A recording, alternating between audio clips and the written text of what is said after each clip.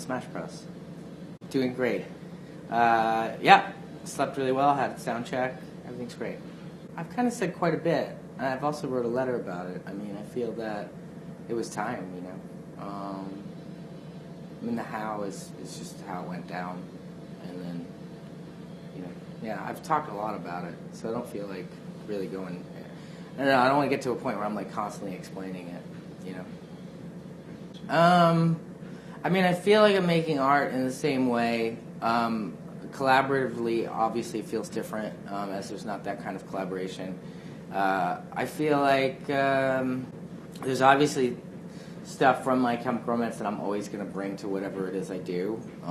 But I don't know, it does feel a little different. Maybe it feels a little more mature or something. So, yeah. You know, I haven't given it too much thought. But because it just hasn't felt like the right time to do it, so I think I'll think about that if it ever feels like the right time to do it. It feels great, you know. I really missed being here. Yeah, I missed it. I missed touring Europe. I missed the people. I missed playing shows. You know, that was the most important thing.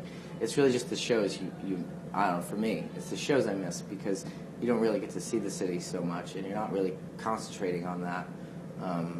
You know, you're just kind of going from bus to backstage, so the shows are the real reason I do it. So that's what I miss. I miss the people in the cities, you know.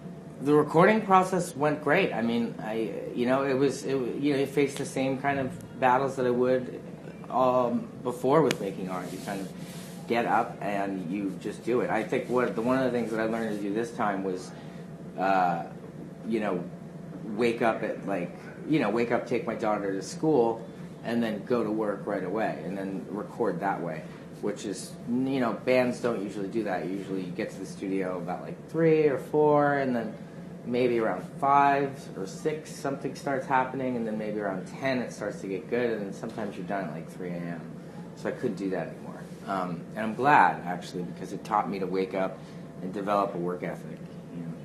Well, I think I was trying to be a little abstract with the record. I don't think I was trying to send a clear message. I think I was trying to explore things. I think I was trying to be, cryptic at times. I was trying to be abstract. I think I wanted it to be this kind of pure melody coming out, so you didn't overly think too much about what was being said or how it was being said so much as something was being said. I'm wearing these polka dot ones. So, yeah, this company Stance gives me all these socks, and they're really amazing. I usually get really nervous for those kinds of things, but it was an honor to be invited there a second time. So I spoke back when we were touring on Black Parade, and then I got to do it again this time, so it was really nice. I spoke about the nature of being an artist in the sense that you'll never really truly feel that you've made it, and that's a very good thing to not feel that way. It kind of always keeps you wondering what you're going to be doing next year. Like, I think there's a lot of artists out there that are always saying, like, I don't know if I'll get to do this next year. And I think it's actually, you know, if you try to look at that as a very positive thing, it could be a very liberating, very freeing way to make your art. You just kind of try to do the best and craziest thing you could do right now because you don't know if you get the chance to do it again. It's the song the way it is. I felt like if any song is an indicator of where it's heading, I would say maybe Get the Gang Together is more the direction that I'd be heading. It feels like stuff is getting a bit like maybe sleazier, or it's going further down the glam rock hole. It feels, you know. Oh, I would probably tour with 2 bands.